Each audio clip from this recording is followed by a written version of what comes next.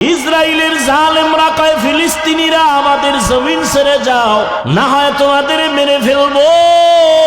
ফিলিস্তিনি মুসলমান বলে তোর বাবার জমিন না, এটা আমার আল্লাহর জমিন, আমরা আল্লাহর গোলাম, এই বাইতুল মাকদিসে আমরা থাকবো, ভাগাইতে পারবি না, রক্ত যাবে, জীবন যাবে, আল্লাহর ঘরের জমিন ছাড়ব না।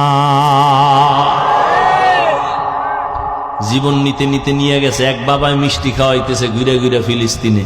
সাংবাদিক বলে, ও বাবা আপনি মিষ্টি খাওয়ান কেন? আমার 2 সন্তান আল্লাহর রাস্তায় শহীদ হয়ে জান্নাতে গেছি গা, আমি খুশি, আমিও সিরিয়ালে আছি, আমিও যাব।